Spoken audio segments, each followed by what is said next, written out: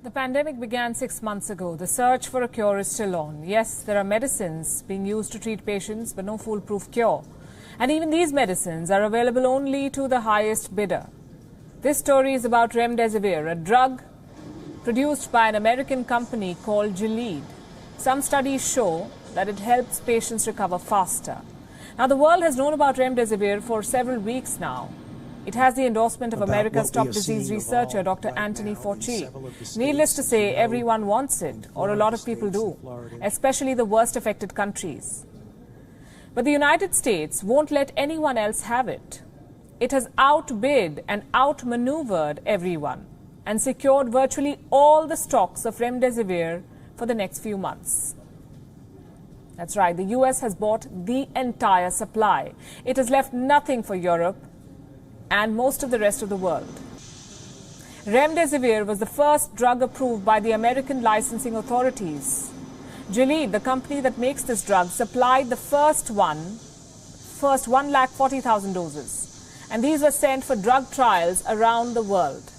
Now that supply has been used up. According to reports, the Trump administration has bought more than 5 lakh doses now, 5 lakh doses of one medicine. That is Gilead's entire stock for July and 90% of the supply for August and September. Everything has gone to America because Donald Trump struck a deal. Now, remdesivir may not be the magic cure, but this story tells us something. Is this how it's going to be when we actually find a drug that works? Will the highest bidder get the entire supply of vaccine when we finally have a vaccine? The case of remdesivir has exposed how broken the global healthcare setup is. The cures that the world needs the most are available only to those who can pay the highest price. And remdesivir is not a cheap drug. In the developed world, 6 doses of this drug cost around $3,200. That's more than 2,40,000 rupees for 6 doses. 2,40,000. This is according to the American government. Donald Trump is bringing his America First brand of politics to this pandemic too.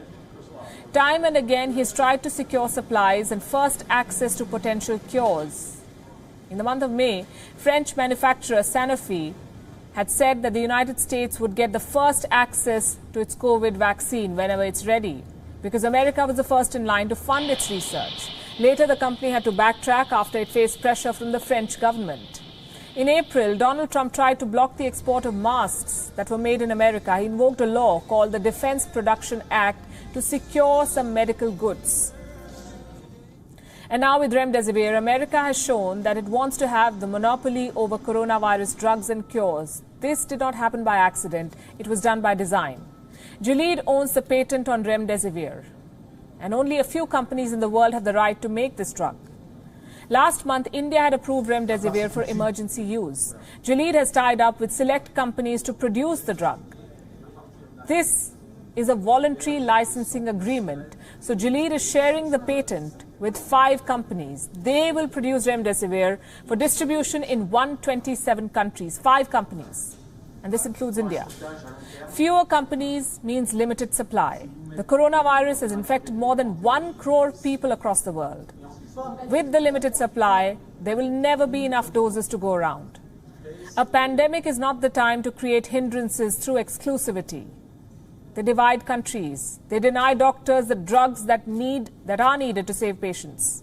America's approach towards remdesivir shows how it will behave once a recognized cure and a vaccine do become available.